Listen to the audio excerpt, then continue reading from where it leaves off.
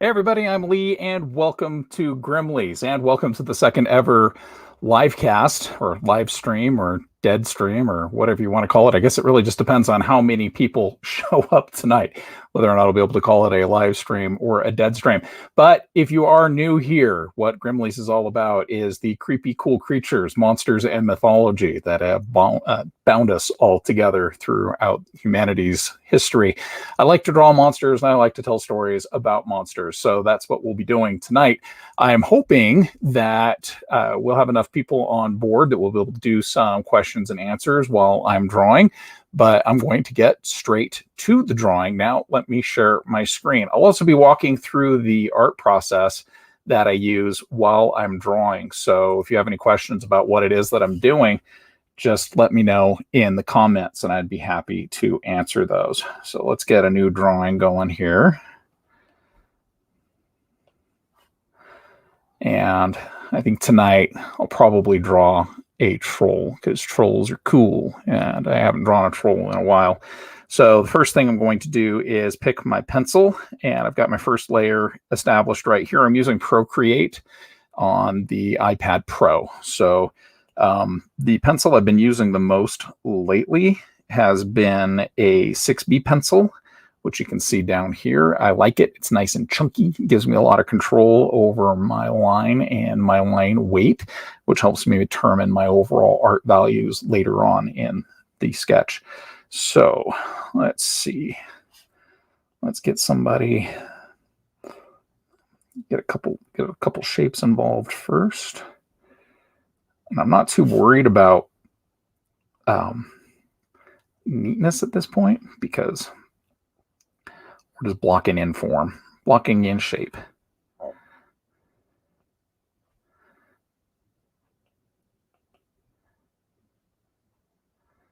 I'll foreshorten that front leg there.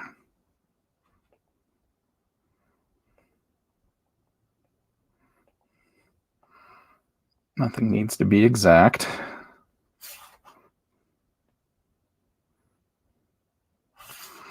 And when you're drawing trolls, I think the most important thing is getting that look of low cunning involved, right? You want to see, just by looking, that he's no intellectual genius.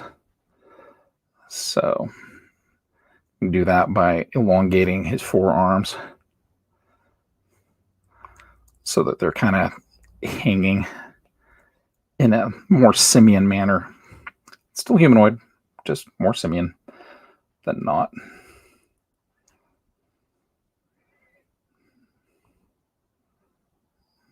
Gets palm established.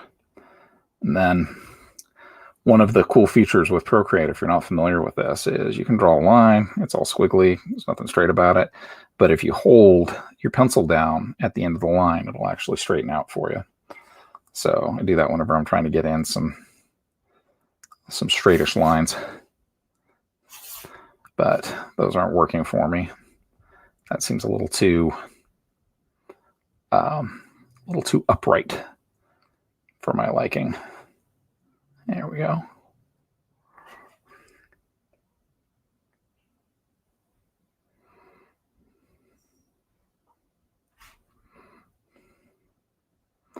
And if you're watching along and you have any questions, just speak up in the chat, and I'll do my best to answer them.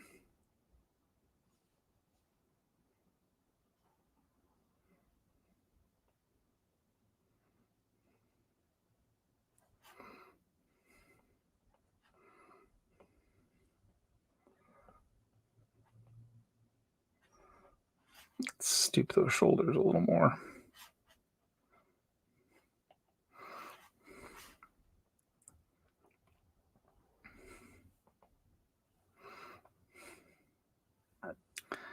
Probably flip that around a little bit. Yeah, that works. It works for what I'm doing. And would it be a giant troll club if it didn't have a nail sticking out of the end of it? No, sir, it would not. Now that I've got the rough shapes blocked in and I know kind of how my troll's going to stand, how he's going to look, and I'll get a little background detail going. We'll just put him in with some rocks. Hey, Trevor, thanks so much for tuning in. My favorite thing to draw, it has to be monsters. It's no coincidence that that's kind of the theme of the channel, Grimmleighs, is monsters and creatures, because ever since I was a little kid, that Star Trek has been what I've been drawing. So when I was a kid, it was the Gorn from classic Trek. And then when Star Wars came along, like every single alien there was out there, I mean, those are aliens, sure, but they're still monsters, right? They're not human. And they have really cool features. And I always thought the Trandoshans from Star Wars were really cool with their, like, saurian faces. So yeah, monsters have always been my thing. And I also really like to draw anthropomorphic animals. And the funny reason behind that is because it makes my wife happy. She gets a kick out of them. So we read the Redwall books to our kids when they were little, and ever since then, I've kind of had a thing for drawing little warrior mice and anthropomorphic warrior animals. It's just a lot of fun for me. Let's give them an underbite. Trolls without an underbite just aren't trolls in my book. Another cool thing to be able to do with Procreate is kind of clean up your sketch as you go, but I'm not too worried about doing that yet. Let's kind of slope his head back a little bit more.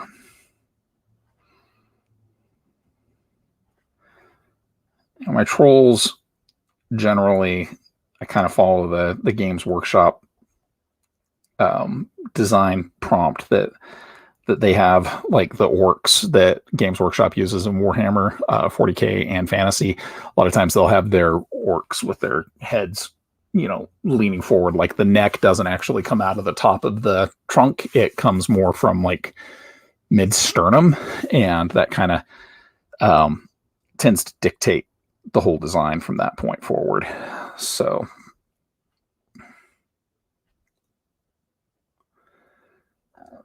yeah, still not too worried about getting those fine details in there. That'll come later.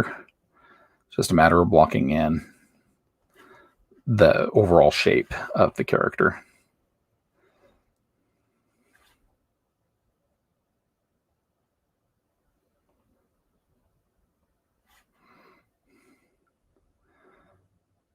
I also regret not having my anatomy reference in front of me, but that's okay. That's another nice part about drawing fantasy creatures, is that we can kind of make up our anatomy as we go along. Certain things are universal, and you want to make sure you adhere to those universal truths of anatomy. But other than that, it's kind of a choose your own adventure drawing.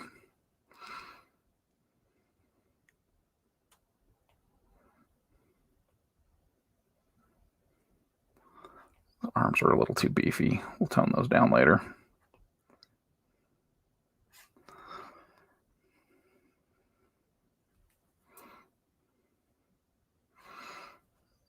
And then let's get his ribs in. My favorite kind of trolls are the really, really skinny ones, because it makes a little more sense why they're out marauding. They're just, they're voraciously hungry creatures. They're always on the take for food. Get a simple loincloth in there, because I think even the mangy-ish troll has a little modesty.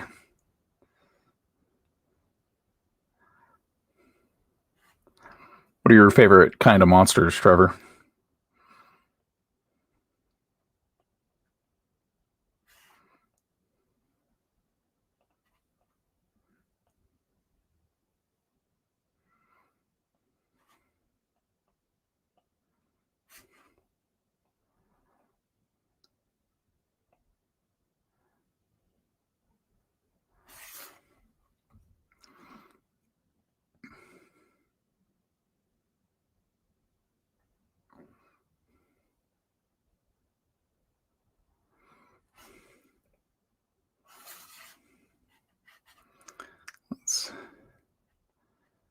something back there to support verticality.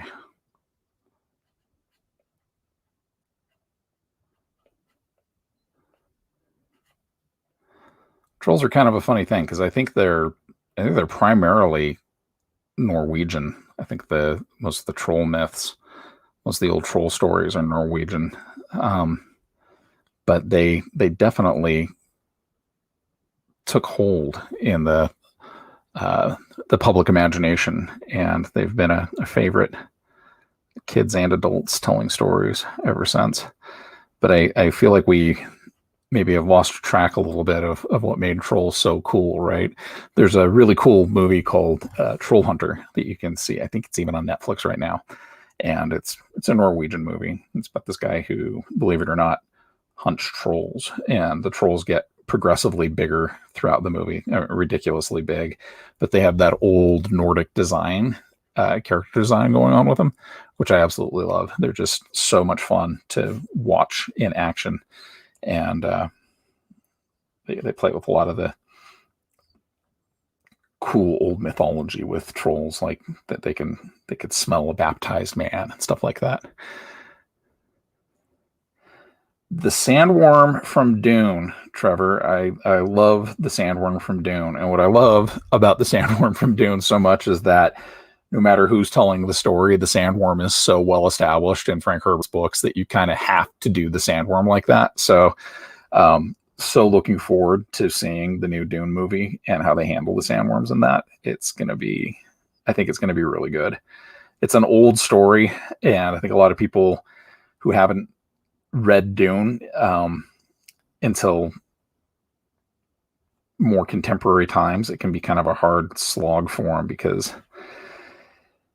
all those stories have been told again. But I think most of your modern science fiction owes everything to Dune. And I definitely love the Lord of the Rings orcs too. They're so neat and so disgusting. Like the choices that the design team in the Lord of the Rings movies made on those orcs, that's so completely uniquely theirs, And they have that corrupted elf look to them to a degree, the similar, like, stooped over elf body. But there's just something so wrong about them that I really dig. I love the Nazgul dragons, the fell beasts that they're riding too. Like, I regret not picking up a model of one of those when they were available. Let's make this guy let's make him a shaman. Put a skull up on his head to denote his high office.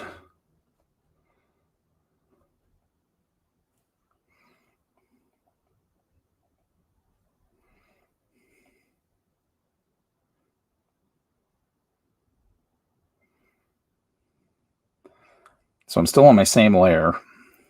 If you're following along with the process here, I'm not worried yet about leaving this primary layer because this is all just the idea phase. We're just throwing out ideas at this point. Let's give him some bracelets.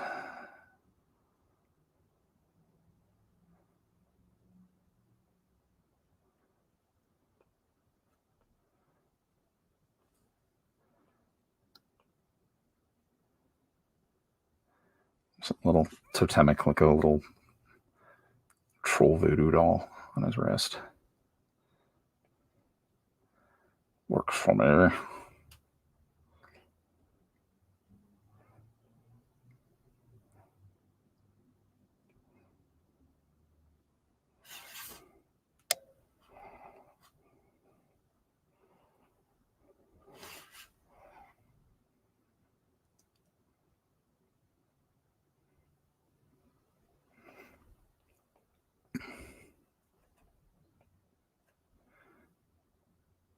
Give him a longer nose. He's a shaman after all. He should have the longest nose of all. it's like the Warhammer orcs, the bigger teeth they have, the more powerful and renowned they are in their tribe. So how about the bigger the nose on the troll, the more prominent he is in his culture.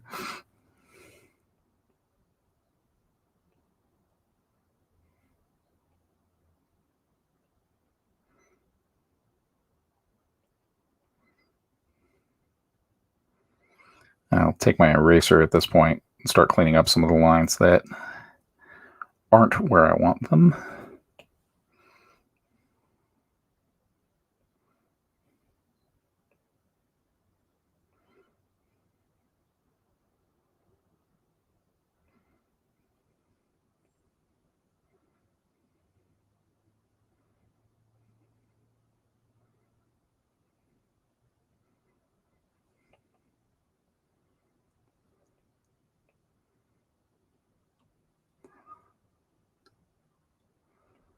Now, our troll needs a necklace.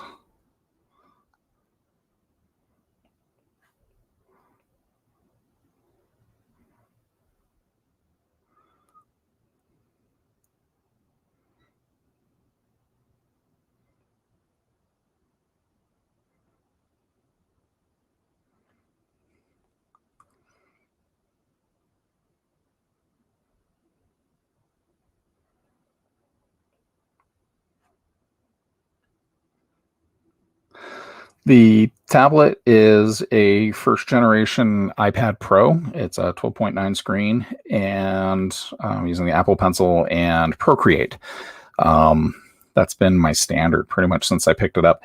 The iPad has been remarkably resilient. I designed and published an entire coloring book off of this, and I've probably done a few thousand drawings on it, and it's worked out really well for me. So considering the sticker shock when I first bought it, I was worried that it wouldn't in any way, shape, or form pay for itself. But considering the amount of art I've produced with it, it's definitely been probably one of my best art purchases ever.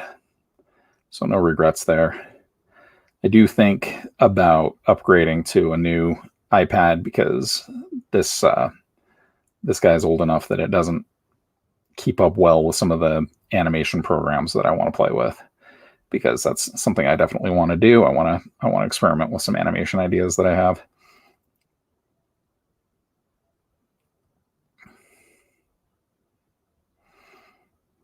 I always got to fight with the hands. The hands never come easily, so you got to fight with them. Even when they're out of proportion monster hands, they still want to fight with me. So probably have to do one of my hand drawing exercises again. Get myself back into hand drawing shape. That's the problem when you take a little time off from drawing. You have to get the muscle memory kicked back into.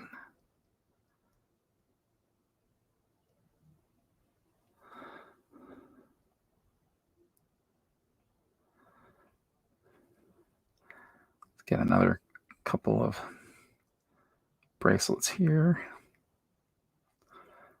Yeah, he's got a lot of skulls on him. We'll put some more skulls on him. Skull overdrive.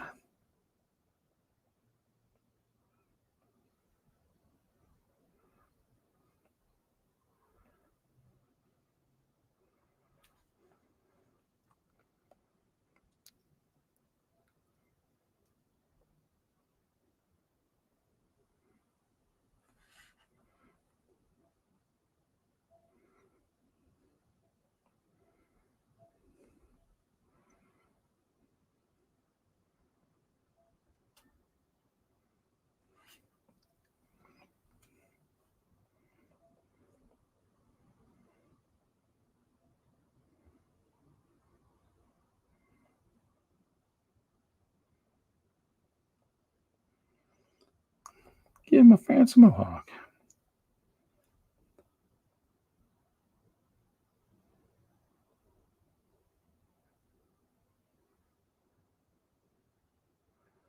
I don't know. Ever since I first played a troll in World of Warcraft, I've loved the idea of him having mohawks. like Rob Liefeld, you just here I'll do there's my Liefeld hands. I've now solved my hand problem. They're completely off the well, yeah, took care of the feet, took care of the hands. There's my Liefeld troll. And problem solved. The drawing is practically finished at this point.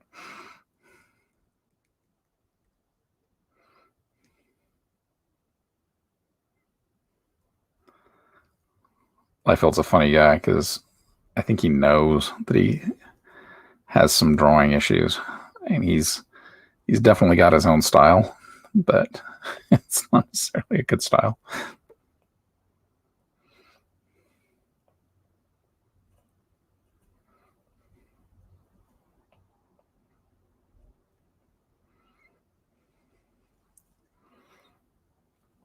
All right. So I'm going to create a new layer for inks and take the opacity down on the main layer so that I can ink unencumbered. And so now the question is, do I want to go with a fine tip pen and just go wacky with the details, or I want to do something quick? Hey, Alberto.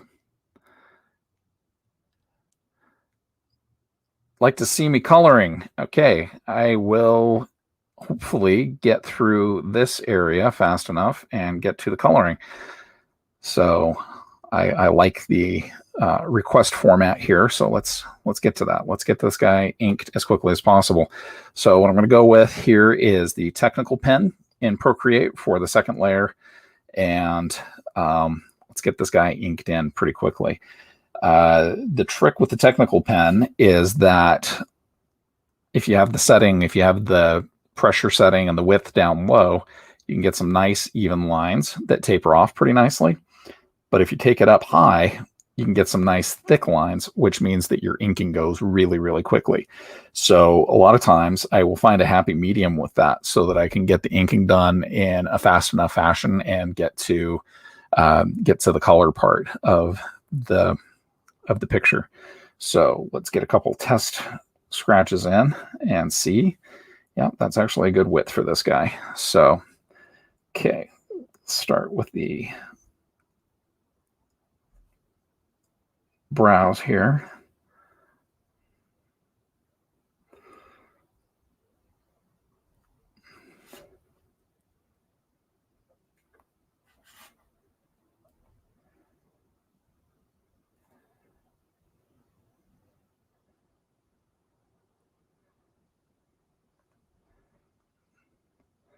And this is the part where I'll actually be worried a little bit more about the details.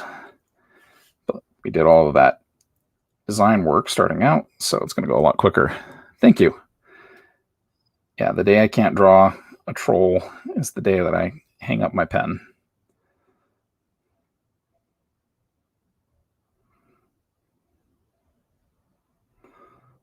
They're one of my, getting back to what you asked earlier, Trevor, that's one of my favorite things of all time to draw. I just enjoy them. I especially, same thing in my movies. I really, really love a dumb character that's capable of great damage when provoked. So give me a Hulk, give me a troll. It's all good. I'm happy.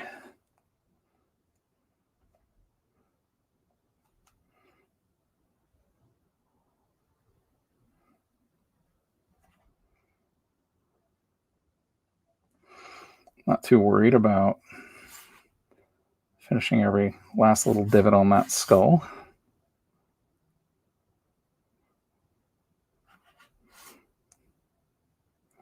Let's get that tusk in there, get a little more pronounced. There we go. Get tusk number 2.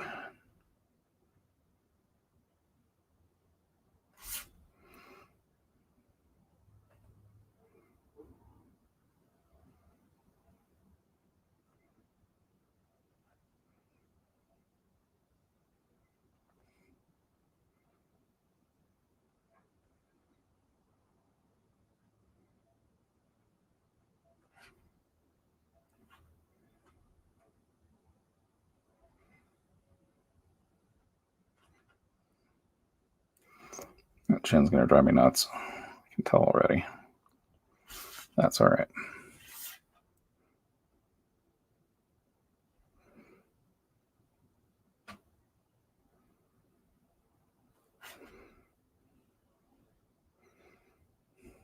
Let's get his earrings in there.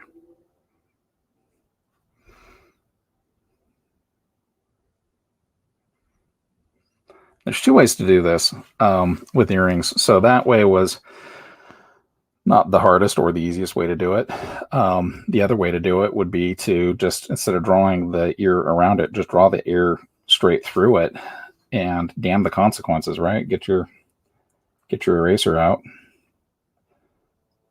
and clean that stuff up. And that way you spend a little less time trying to get the line work to connect correctly. It's going to...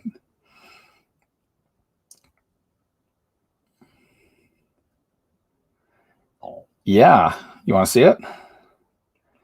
If you can't read the text, Alberto asked if the plant dog Pokemon monster from last week's live stream was finished up. And it was. So let me put this troll in a good safe space here for a sec.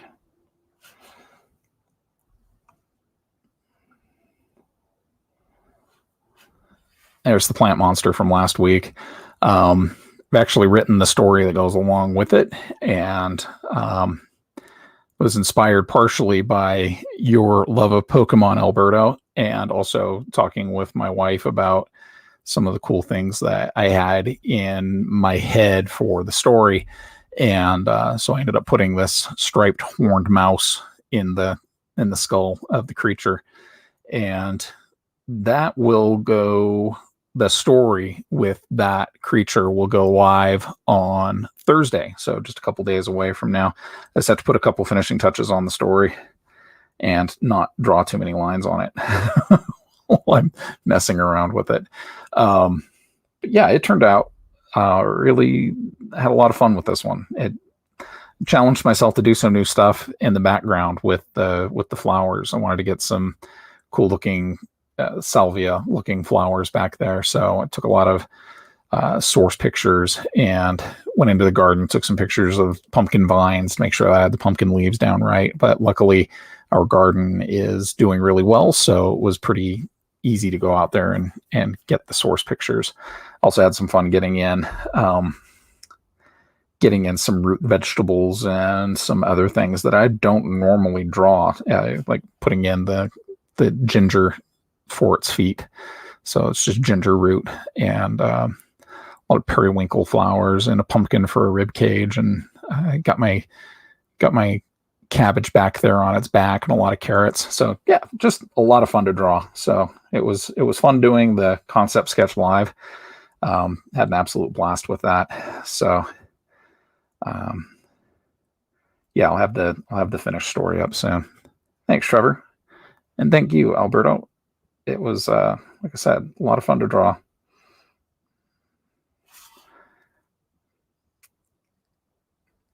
And that's a large part of the reason why I've been doing this channel is just challenging myself to do stuff that's outside my comfort zone. So drawing live keeps me honest, because there's a lot of little cheats and tricks that I use to save myself time, and those are bad habits. So I'm keeping myself honest with a live stream.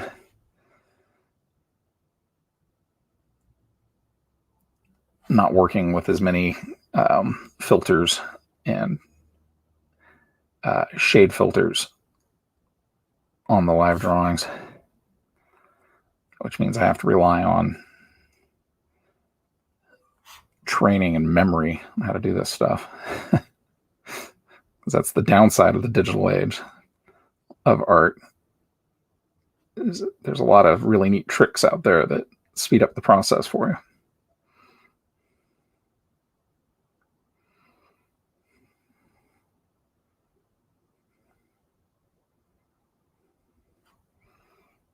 Let's give him a rune.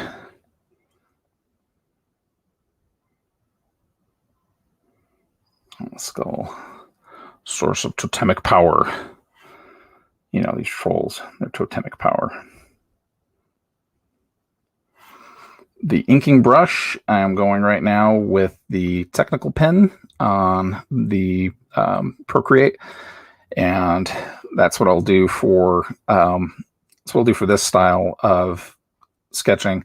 But sometimes I'll use the fine tip pen if I want to really get in there and do some fine hatching. So the technical pen's actually really nice. I enjoy it quite a bit. And that's what I did for a lot of the flowers in the background. But that's giving into one of my worst habits, is the habit to just get in there and start throwing detail around. I'm a detail junkie. It's my greatest weakness as an illustrator. I want to get all those little details in there. And that actually sometimes takes away from the overall impact of the drawing when you get too much detail going. Because most people aren't actually seeing the detail work that you put in there. They're just seeing whether or not the drawing works for them on a sensory scale, right? Like, unless you've actually done a lot of illustration, or if you've had some art training, you don't necessarily know what you like in a drawing. You don't necessarily know until you've challenged art history class that you like the way Marshall Arisman paints with oil because of those bold, chunky, dreary streaks of paint that he likes to slather across his canvas. You don't know that until you've trained in it or until you've studied it, but even an untrained eye knows what it likes. So if you get so caught up in the detail that you forget the execution of what you're doing, you're just doing yourself a disservice, and you're wasting your audience's time. Well, thank you. So, Alberto, I agree with you that it's not that the super detailed stuff is bad. The super detailed stuff can be a lot of fun. It's that a lot of people, myself included, will get so caught up in detail that they forget the fundamentals of the drawing. So there's some artists out there that can do really, really simple stuff with just a couple of broad strokes that will convey everything that one of my 10-hour drawings fails to do, because I'm not paying attention to the fundamentals. I'm getting caught up in the details. I'm doing what I did just now, where I just started inking in little hatches and warts and freckles on my troll instead of actually getting to work on the inking and getting my inking done. And you're right, Trevor. I do this all the time too, where I decide something isn't done and I'll just keep working on it. So when that happens for me, I find the best thing I can do for myself is to put it down for a few days. I learned this from painting miniatures. Whenever I was painting a miniature, I would be like, well, I want to get more detail worked into this. I want to get more, especially when I was trying to do the non-metallic metals. I was never very good at it, so I would perseverate over it constantly. And what that ended up doing was making me so hard on the work that I never let it be done, right? So a friend of mine showed me his trick was he would just put the stuff away for a few days and not look at it. And the more he fussed with it, the longer he would put it away and not look at it. And what the side effect ended up being is that, when you look at something long enough, all you're seeing is the little mistakes that you made. But if you put it away for a while, maybe you're going to forget where those mistakes are. Maybe you're going to forget where you fat fingered the line on one of your drawings, or where you smudged some charcoal, or where you screwed up with some of your paint. Maybe you're not going to see that anymore. Maybe you're not going to see all of those blemishes, and you might actually see where your strengths and your work actually are. And maybe at that point you can decide that your art's done at that point. Or maybe you'll see something you didn't see before because you're so busy looking at, or I hate to say the word fussing, but I'm going to say the word fussing over every little detail that you may have missed, that your anatomy was wrong, or your foreshortening's off, or your perspective's off. So those are the lessons that I like to remind myself of when I'm drawing. And that's why I sometimes talk about not getting so caught up on the detail work, because I will get caught up on the detail work over just about anything else, and that can be detrimental to the overall drawing. Nothing wrong with detail work. It can be a lot of fun. It can be really satisfying. I like to look at old Hieronymus Bosch paintings and like get real caught up in the detail with that, because there's so much hidden in there, and that's the point.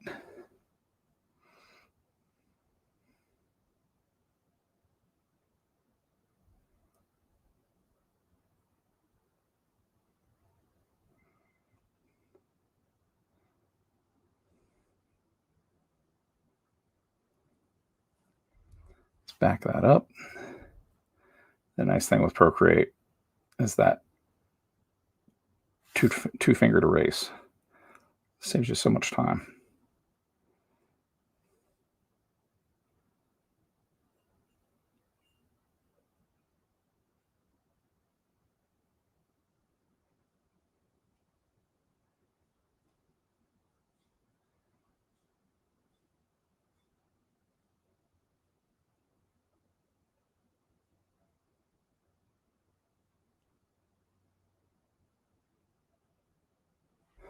Come back and clean that up a little bit later. Let's get a sternum in there.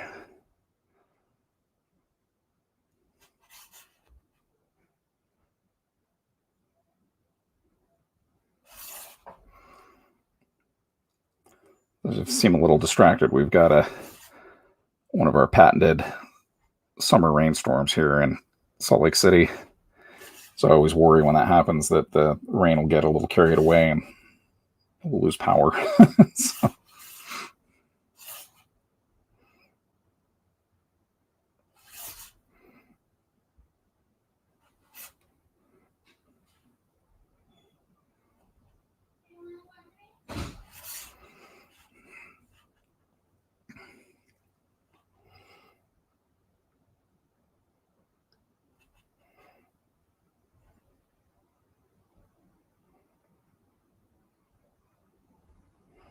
Let's get his emaciated bones in there.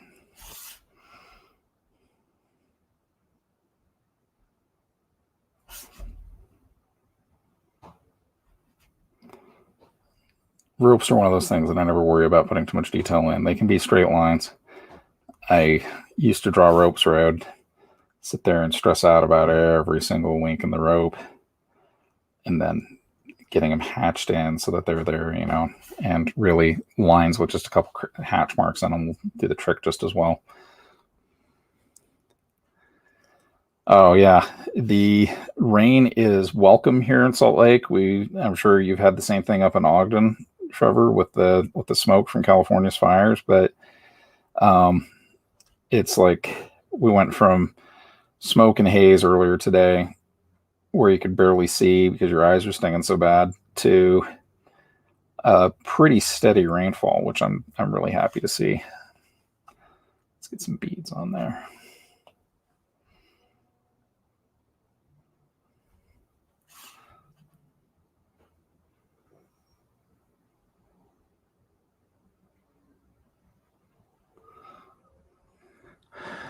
Of course, Alberto's in paradise, so I'm sure it even rains awesome down in Costa Rica.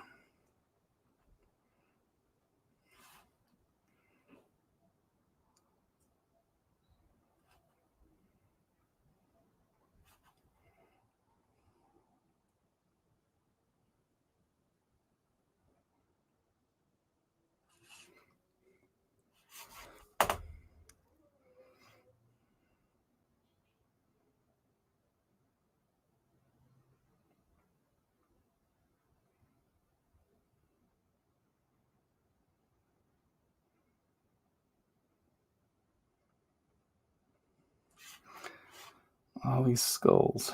It's like he's the most metal troll out there. Lex's Iron Maiden, there's Judas Priest. None of that 90s stuff. He's a classic metal snob, this troll.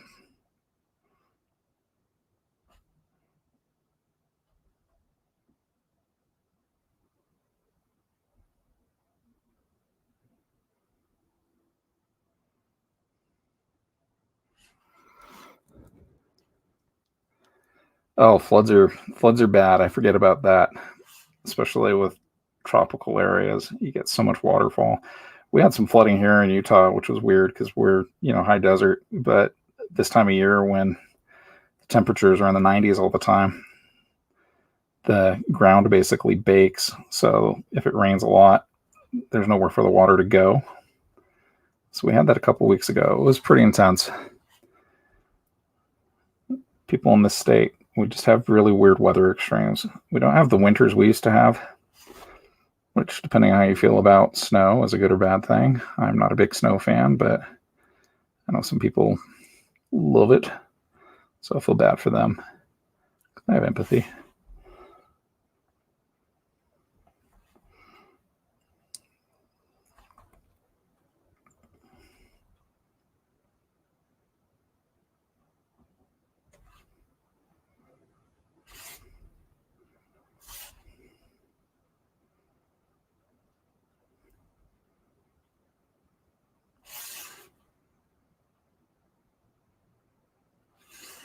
Oh, yeah, no, Michigan's, ugh.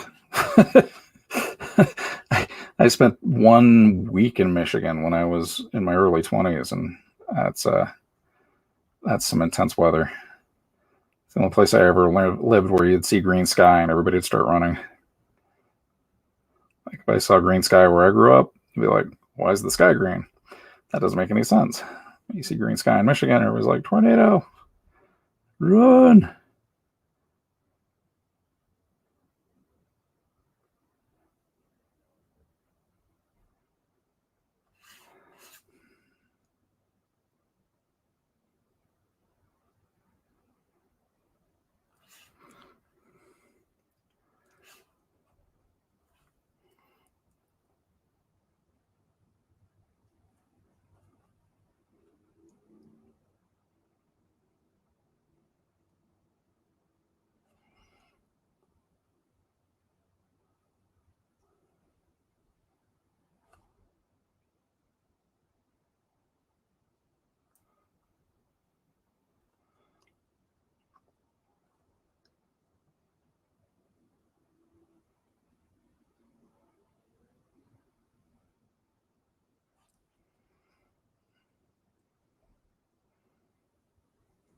Really regretting not having my anatomy reference out, but that's all right. I'm not going to stress it too much.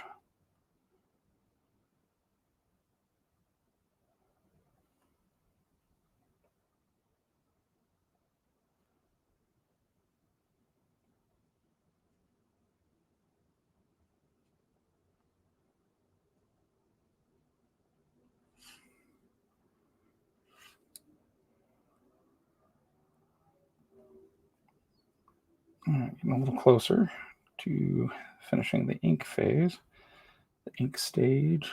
I'm going to go with the chunkier sidelines here away from my light source. Let's go a little chunkier. There, nice thick line.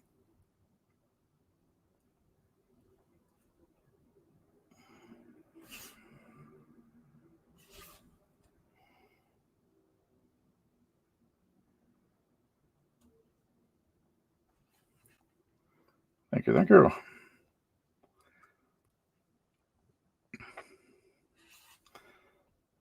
Almost forgot his foot. Let's get that thing looking janky. Some bad toes. Toes no one would pay a subscription to look at.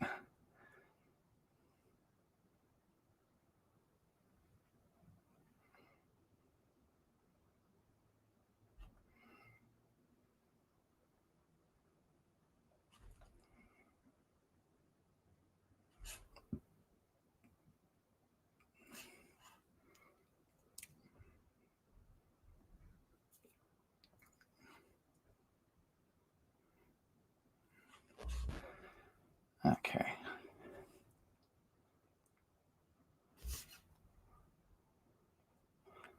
Now we'll just kind of roughen the nature, the background a little bit.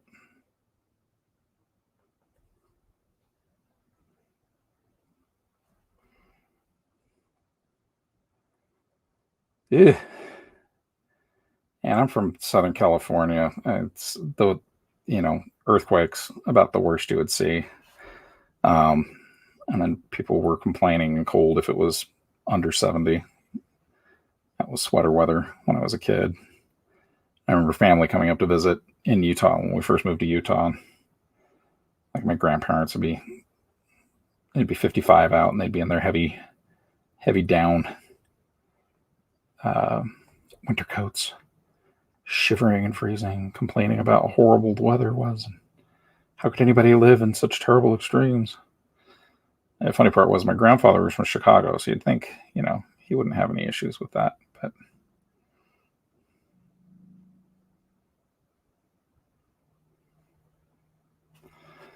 I forgot to do something here.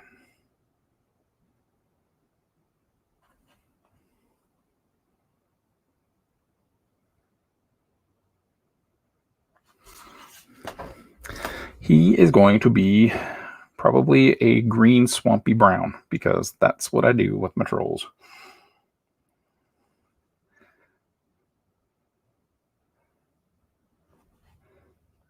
My favorite guest on the feed right now is only about 45 feet away from me. So everybody say hi to Rachel.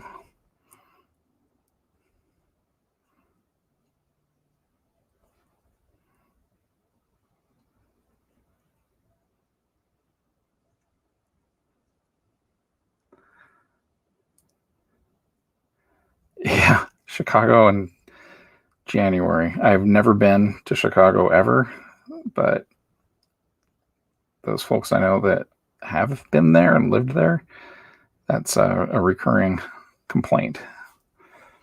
It's just too cold.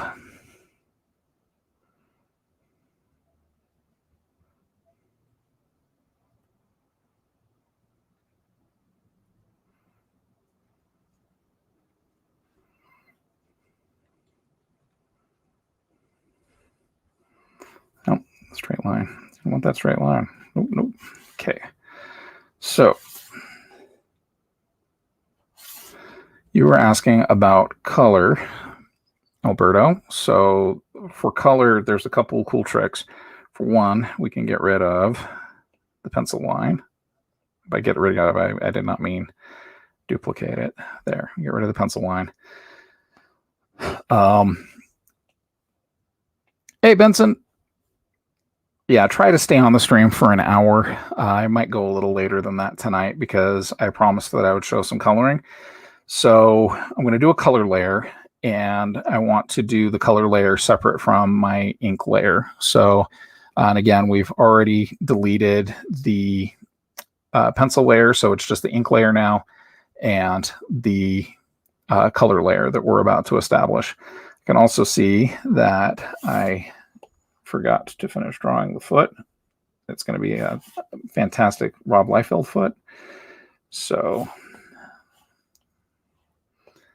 I'm hyper-clicking now.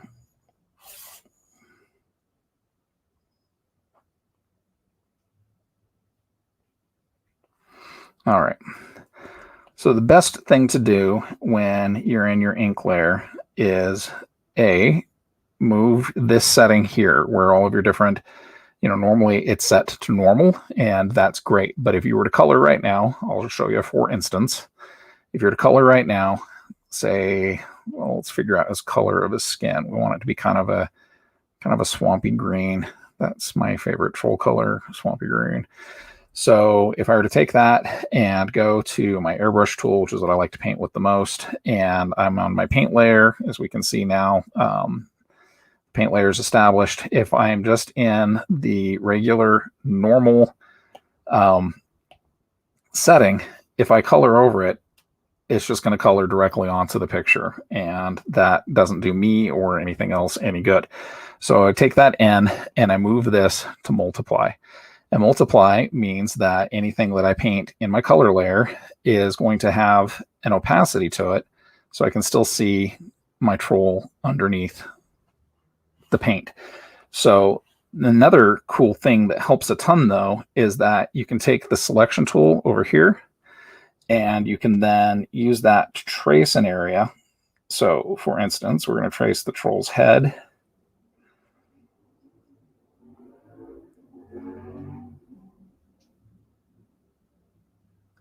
Sorry, I'm holding my breath. I know that probably sounds a little strange, but it's a focus thing. So I've outlined the troll's head, and at this point I can just grab a puck, the color puck right here, and drag it, in theory, drag it right in there, and it just fills in the whole head of the area that I just selected with the selection tool. So that's just saved me a ton of time working on my colors. And now I can deselect. Now I'm back to my color layer without anything selected, and I can do that to go through piece by piece and pick out the different areas of the troll that I want to color. And since I've already, I screwed that one up. Since I've already picked my base color, it's just a matter of selecting the troll and going to work on them. And it doesn't matter if I overlap or if I don't get an area just right. I can just clean that up later. So again, select puck. It's being really fussy. There we go.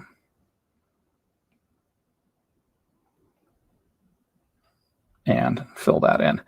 And now I can blow it up because I know I missed a couple areas, but because I have this stuff, I'm going to have to deselect, but I can go in with the brush tool and just kind of catch those areas that I missed because I was being sloppy. So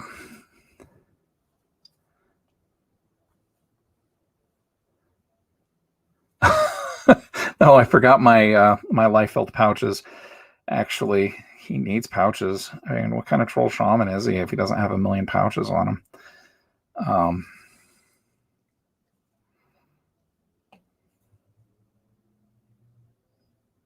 So same thing. We're zoomed in here now, so it's a little easier to select.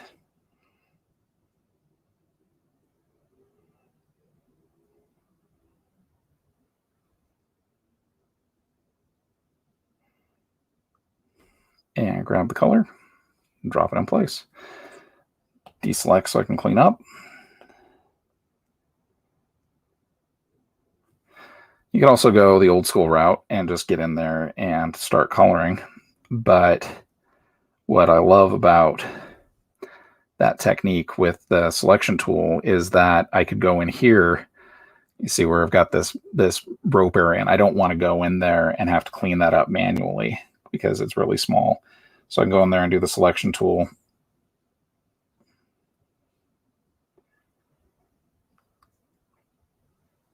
And just kind of draw around the bones and around the rope.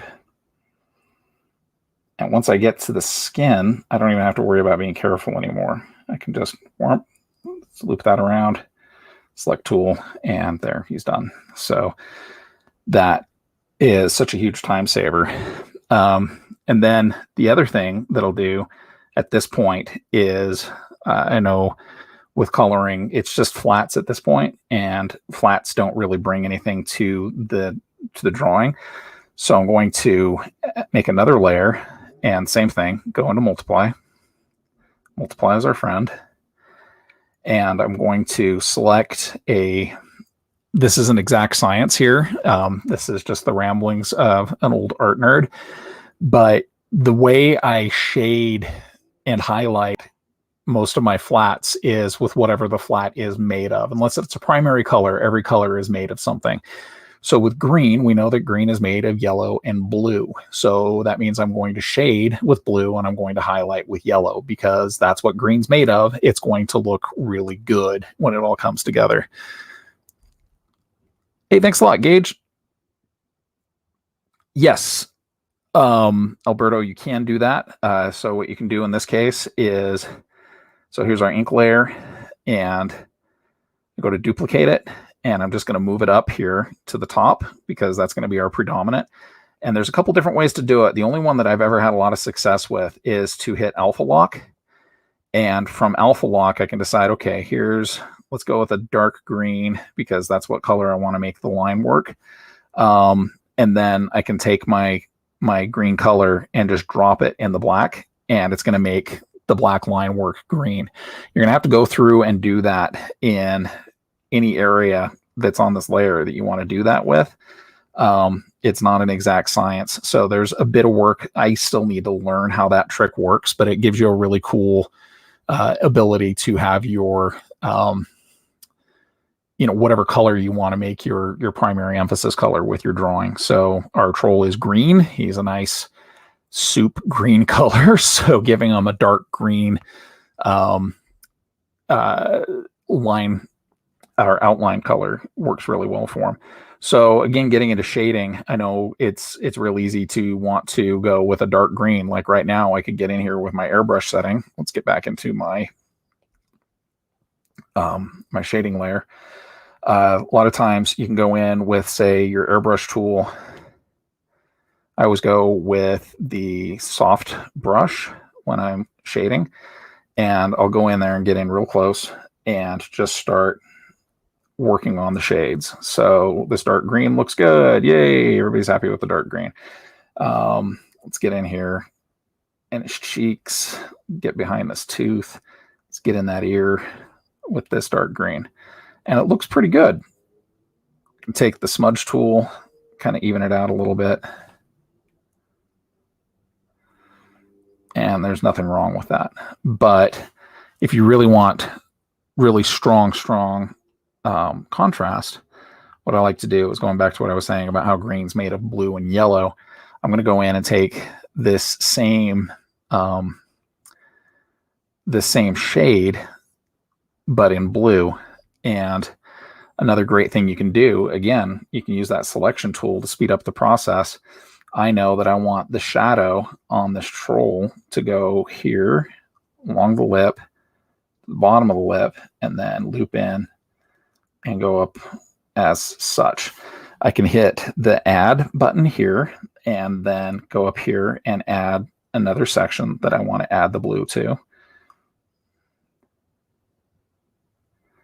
Okay, that works. And then I want to go in here and do an area underneath the troll's chin.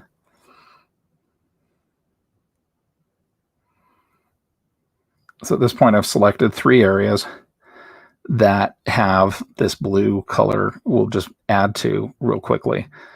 Right now, it seems really dark, and like that's not the most hospitable thing in the world for this character. Hospitable. I'm basically spewing gibberish at this point. But I can go down here and hit this M, hit the M, and then work with the opacity to bring it down to where it looks like a good natural shade for this character. So right now, that dark blue actually gave me the same effect as putting a darker green in there would. And if you're not a fan of that kind of stark line of shading, that's easy. You can just take your smudge tool and smudge it in. Works real nice. And it doesn't give you those stark lines. I am not a huge fan of the stark line of shading. I know a lot of really phenomenal illustrators use it, but they do it a lot better than I am, so I will leave it to them. And eventually I'm going to try and challenge myself to do that better. But for now, they can have it, own it, be celebrated for it. So, okay, so we got a little bit of shading in there. Back them up. That shading looks pretty good. There's a lot more that I need to do with it, so I'll keep working on that with the shading.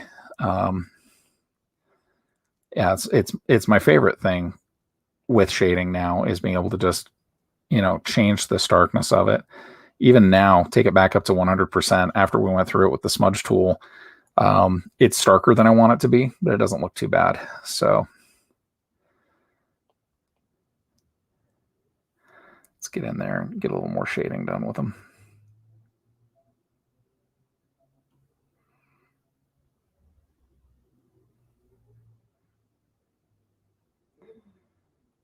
And get his ear, get under that lip a little.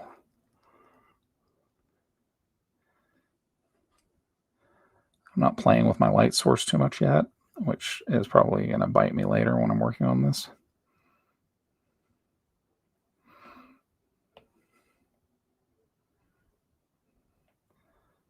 Blend in that color.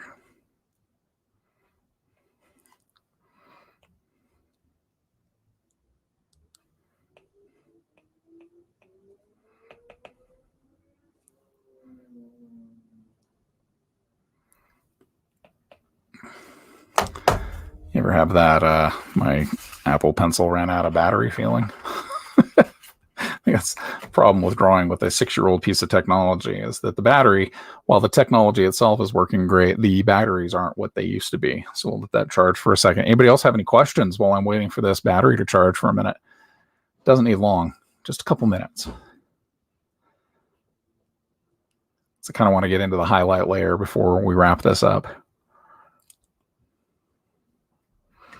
All right, that should do the trick.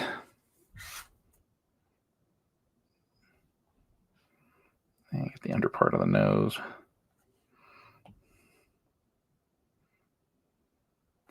And what's fun is the same thing works no matter what you're doing. So I can go over here and get a nice medium color, start blocking in this skull, the skull's colors.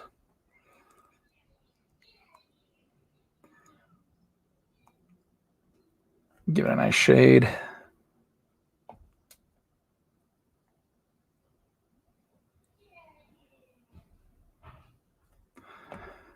Get that blended together.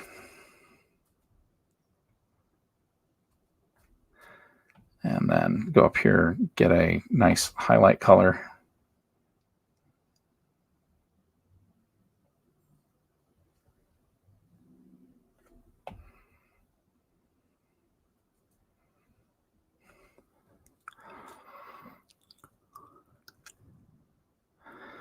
You know, clipping masks are something that I definitely need to play with some more. It's one of those areas that, you know, we didn't have that when I learned how to draw. So that's something I'm definitely going to have to play around with, Gage. And I know that I was reading some stuff on it the other day and thinking, gosh, you know, this is definitely the future of illustration, and I'm letting it walk right past me because I'm intimidated by it. So seeing your recommendation definitely means I'm going to have to go in there and play with it a little bit and learn how it works and stop being so intimidated by the new stuff, the new magic stuff.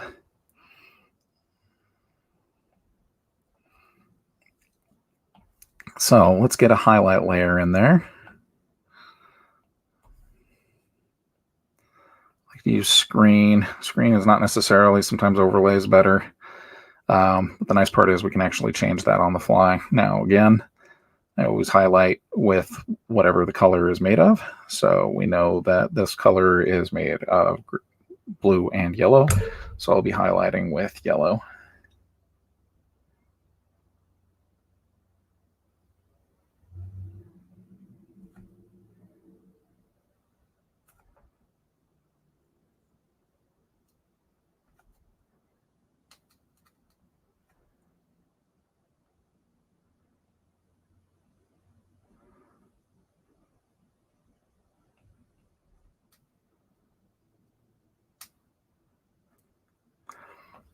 And again, let's get that smudged in there a little bit.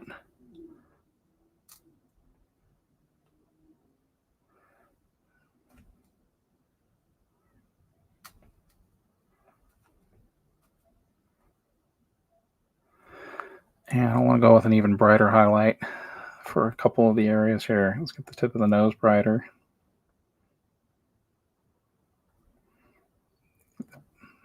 Nostril flared out, tip of the ears, little spot highlight here and here.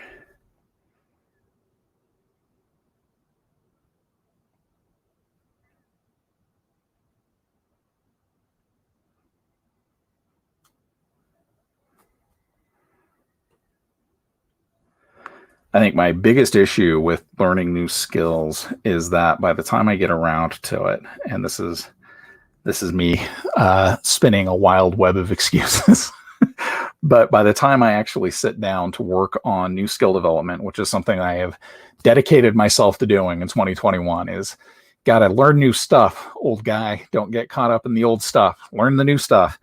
By the time I set myself down to work on the new stuff, it's pretty late at night, and excuses.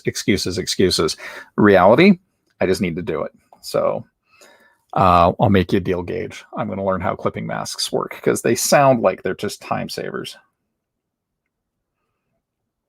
And I love a time saver.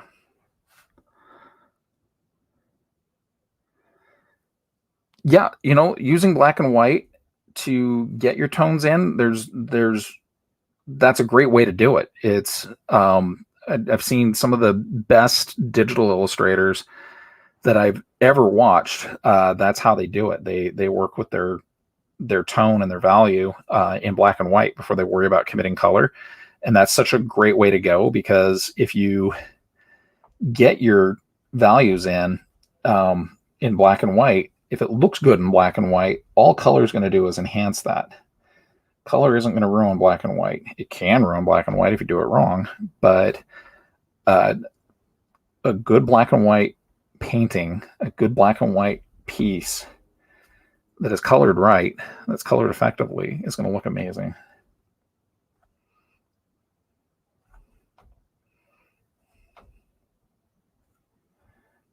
Get his teeth in there. Oh, he's a fun one. One of the other projects I'm going to be taking on this next week or so is some digital painting, because I've been taking some courses through the Society of Visual Storytelling that Jake Parker and a couple other illustrators are running. And the stuff that they teach is just fantastic, and I love it so much. So I'm going to be taking some of those lessons and applying some of that, and again, getting outside of my comfort zone, because I spent way too much time in it. So another fun thing you can do, getting up to that outline layer, how we went with that dark green outline layer, you can play with your hues and change some things around with that to wrong one. There we go. Let's go to hue. So that green looks great, but a great contrast to green is purple. So if we were to change that to a purple, that looks so cool. Like, that purple just accentuates the green so well, right? So it kind of gives it that ethereal, otherworldly look. So I always like to play with those base layers and see where we can take things. So even red looks cool, because red's the actual contrast to green. I always say it's purple because I like to choose my own adventure when it comes to painting. Yeah, I'm actually going to leave that purple in there. That's cool.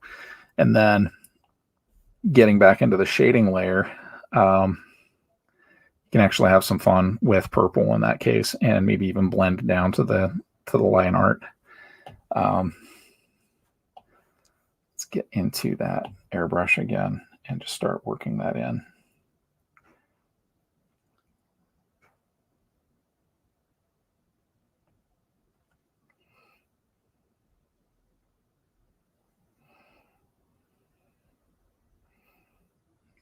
It's all about pushing your own boundaries. At least it is for me.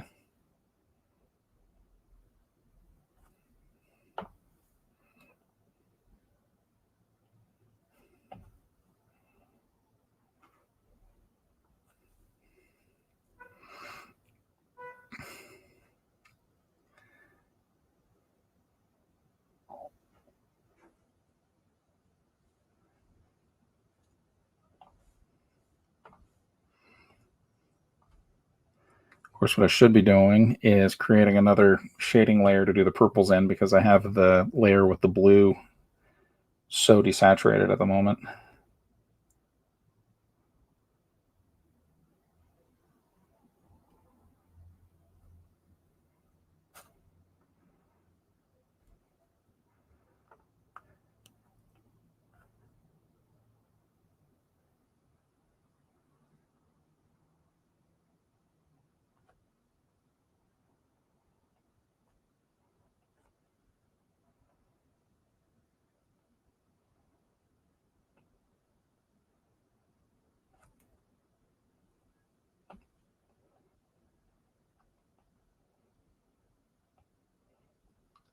It's funny thinking about drawing when I was a kid. If I had been told when I was young, that there would be a time where you could pick something up that's, the size of a magazine, roughly, and doesn't weigh much more than a hardbound book, and that you could draw everything that you ever wanted to draw on it, and that you could then use your computer to talk to people all over the world about what you're doing. I wouldn't have believed you. So I can honestly say 14-year-old me, mind would be blown by what we're able to do right now with art.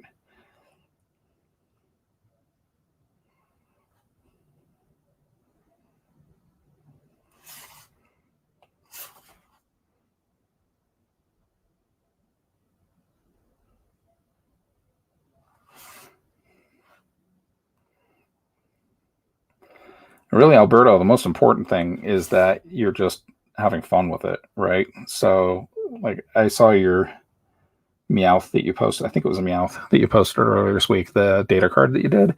Your colors pop. They're really vibrant. They're really cool to look at. And more than anything, the love and passion you have for what you're doing is coming across. So I think that's the most important part is, I think a million people can learn how to draw and how to paint and how to be proficient in their craft, but not everybody has a passion for it. Not everybody has the hunger to dig into themselves and pull out awesome artwork.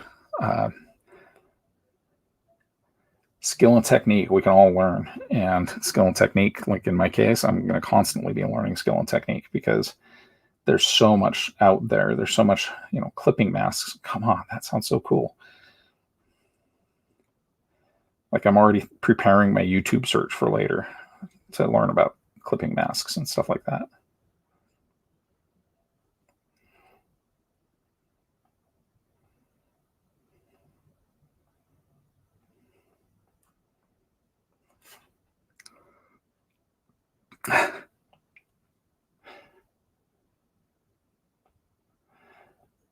I will take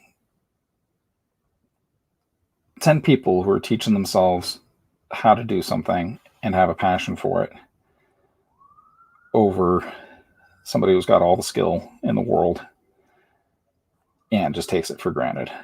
Because, well, for one, you should never take this stuff for granted. You could lose it all so quickly.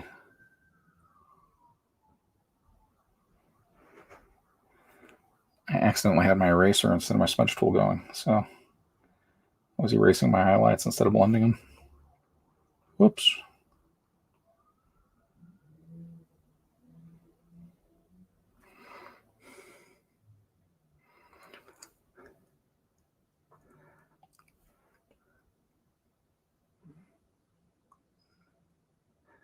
Now we've already been going an hour and 15 minutes. That was unexpected. See how long I can go before I turn into a pumpkin.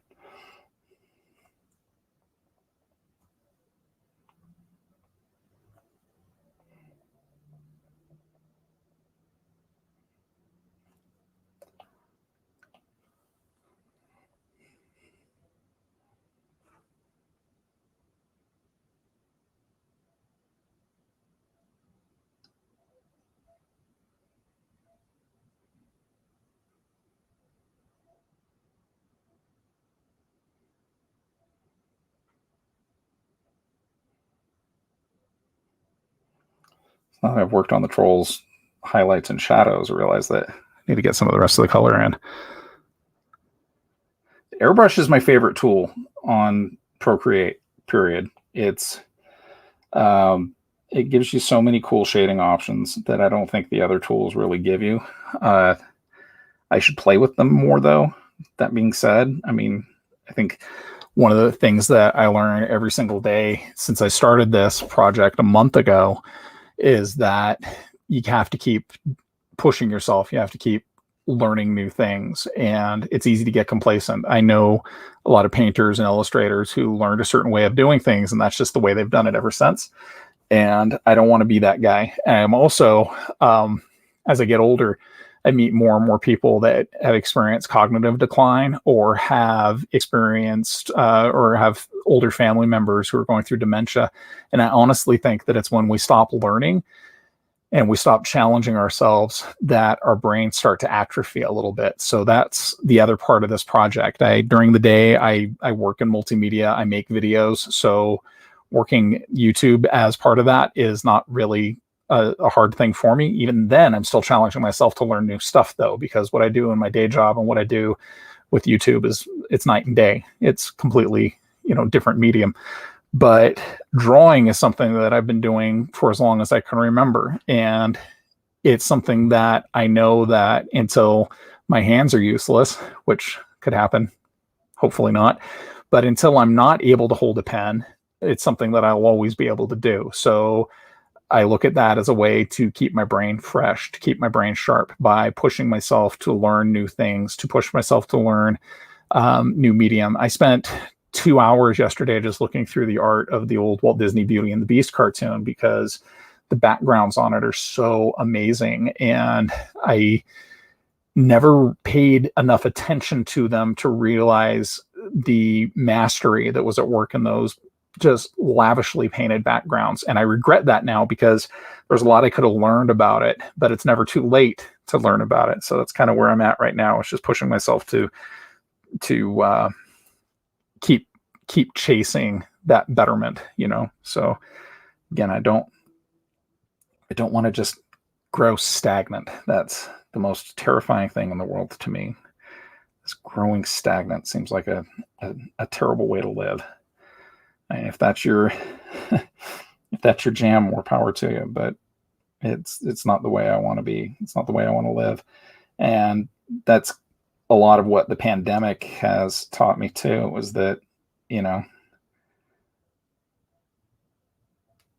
life is precious, life is short, and we can't take anything for granted. So I didn't want to be looking at this side of 50 with regrets about where I did or didn't take my art ability, because it's something that I always took for granted when I was younger. And it's something that I think about my 11th grade art teacher who tried so hard to get me to pick up things like an airbrush or to actually draw things that were outside my wheelhouse. Like he always wanted me to draw vacuum cleaners. And I always told him he was stupid. And now I kind of regret not learning how to draw those vacuum cleaners because there's a lot of ability and training that I could have picked up if I hadn't allowed my ego to kick in and do the I Am So Great song in my head while he's telling me ways that I could have actually improved myself. Well, he's got to have a purple mohawk.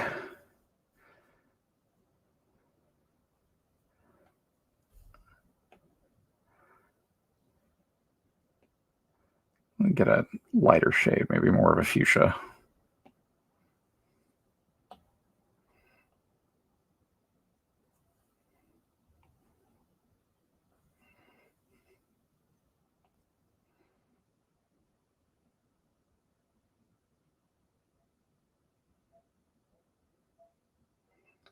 I love this stuff.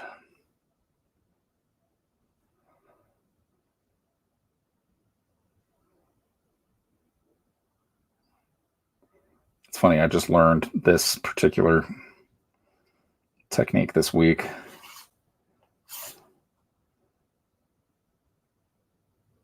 The selection tool. And by learned, I mean I learned how to not do it right. So prior to this week, anytime I did any color work, I was just literally manually coloring on separate layers. But the selection tool and the drop bucket definitely bring some new avenues to color. There we go.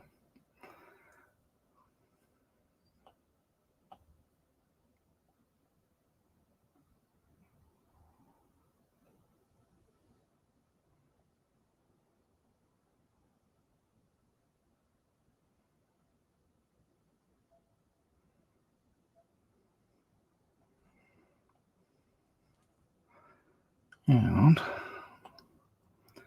let's clip out that negative space here.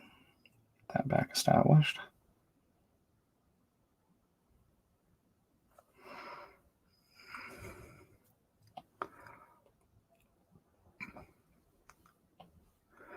Back up into our highlight layer. Make sure I got the airbrush going.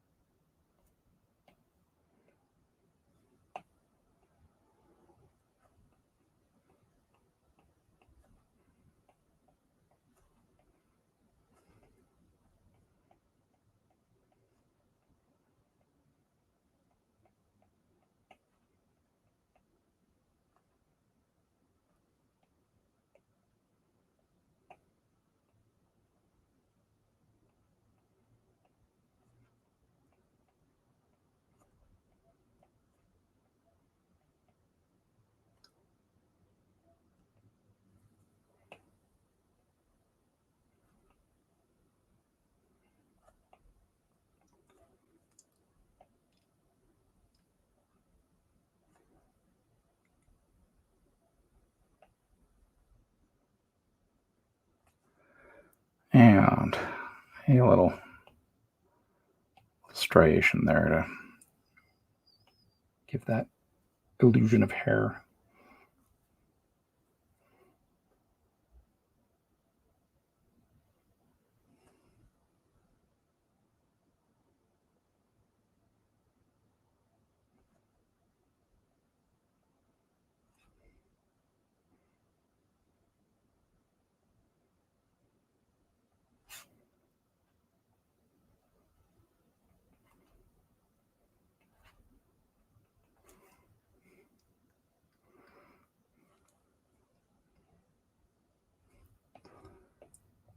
Put that up a little more. If you can't tell, I've been talking on a microphone for a couple hours today, so my voice is starting to go on me.